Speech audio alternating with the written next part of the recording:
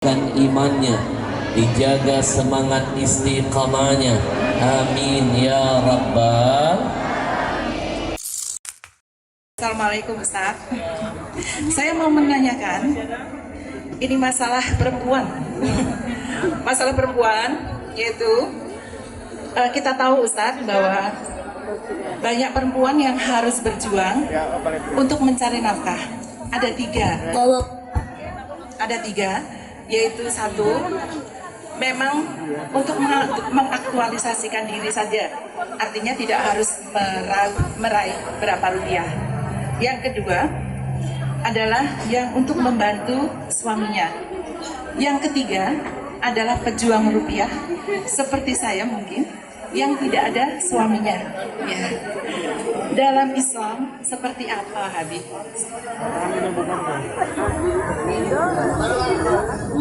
Baik, Bapak Ibu yang dimuliakan Allah, ini pertanyaan yang menarik. Apa hukumnya seorang wanita itu bekerja?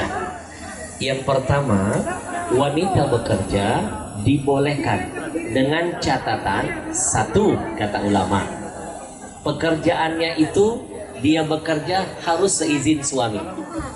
Itu yang paling penting. Kalau suami masih ada, oke. Kalau seandainya suami sudah tidak ada, dia mau bekerja, maka dibolehkan, apalagi untuk menafkahi anak keluarga dan menjaga kehormatan dirinya. Tapi dengan catatan lagi, kata ulama, bekerjanya harus pekerjaan yang halal. Baik. Yang ketiga, pekerjaannya yang tidak menjerumuskan dia kepada kemaksiatan. Ada pekerjaan yang halal tapi remang-remang, berbaur laki-laki, betul? Tidak ada batasan atau membuka aurat. Pekerjaannya halal tapi dia tidak menjaga kehormatan dirinya menutup aurat. Maka itu bisa menjadi haram dan menghilangkan keberkahan. Karena haram itu ada dua. Ada yang haramun li dzati, secara zatnya haram. Ada yang li ghairihi, yataghayyar hukmuhu, yang tadinya halal bisa jadi haram karena ada sesuatu. Seperti apa? Pekerjaannya halal tapi dia nggak nutup aurat, atau pekerjaannya halal dia nutup aurat tapi dia membaur dengan laki-laki yang tidak dihalalkan, maka itu bisa menjadi haram. Pesan saya, silakan wanita bekerja selama pekerjaan itu betul-betul dia jalani karena izin suaminya dan pekerjaan itu halal dan tidak menghantarkan dia bermaksiat. Yang keempat ada lagi, pekerjaannya itu tidak membuat dia lupa dengan tanggung jawabnya kepada suaminya. Karena banyak di Jakarta wanita karir namanya, sibuk karir sampai jam 12 malam, suami nungguin dianggurin. Padahal yang namanya perempuan itu yang paling wajib adalah dia menservis, menyenangkan, melayani suaminya. Selama dia tidak mengganggu tanggung jawabnya kepada seorang suami, haknya tidak dikurangi, maka sah-sah saja, tidak apa-apa. Ya. Tapi kalau masih bisa dihandle oleh suami, sebenarnya bekerja itu adalah tanggung jawab suami. Istri itu lebih kepada urusan rumah tangga dan anak-anaknya. Kalau suaminya faham, nih kadang-kadang suaminya udah kerja pelit lagi. Nih mama, saya titip pesan ya, kalau suami pelit, curi uangnya halal. Saya yang tanggung jawab. Tapi nyurinya jangan ngabisin. Mana dalilnya? Dulu ada istrinya sahabat Nabi namanya Abu Sufyan. Dia datang menghadap Nabi, ya Rasul, namanya Hindun. Ya Rasul, suamiku itu pelitnya minta ampun, nggak pernah ngasih nafkah buat aku dan anak-anakku. Apakah hukumnya kalau aku ambil uangnya tanpa sepengetahuannya? Kata Nabi, khudhi ma yakfiki. Ambil nggak apa-apa dompetnya isinya, tapi seperlunya untuk dirimu dan anak-anakmu. Jadi maksudnya kalau ngambil mikir, jangan semuanya dihabisin. Ya, jadi kalau suami nggak mau ngasih nafkah, curi halal. Baik, jangan kayak ada teman saya saking belitnya nyembunyi dompet, nggak ketahuan istri, akhirnya ketahuan juga. Ditangkap oleh istrinya. Papa, ini uang apa? Ini uang sial mama. Kenapa sial? Ketahuan mama. Mudah-mudahan ya. Yang penting niatkan bekerja itu karena ibadah.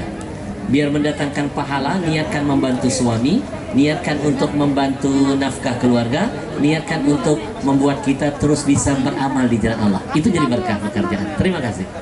Satu lagi Habib, ini saya rasa banyak yang merasakan ini, keresahan ini. Sama mungkin dengan yang dirasakan oleh ibu-ibu yang senasib dengan saya. Habib, bagaimanakah hukumnya seandainya seorang perempuan itu memutuskan untuk tidak menempuh atau tidak berumah tangga lagi? Mungkin bisa memang dari dulu tidak berumah tangga, atau sudah ditinggalkan suami dan kemudian memutuskan untuk tidak berumah tangga lagi, walaupun mungkin ada yang mau menikahi. Monggo Habib, terima kasih sebelumnya.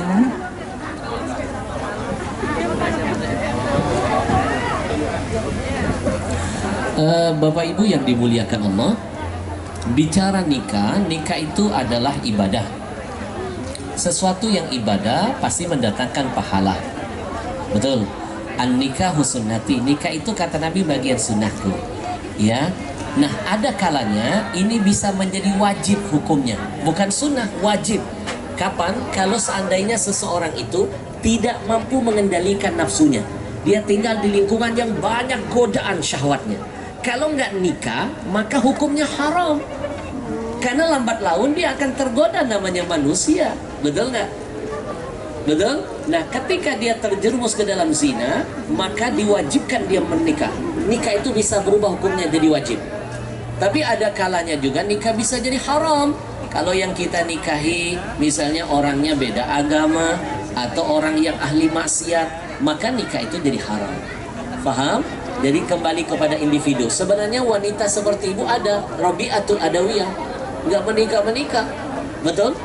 Tapi karena dia memastikan dirinya bisa selamat dari berbagai macam godaan, terlalu sibuk bercinta dengan Allah, bukan dengan manusia. Nggak apa-apa, ya. Terima kasih banyak Ustaz, terima kasih. Kami dari Podcast Nusantara saksikan dengan Eni Sutarman Media. Terima kasih.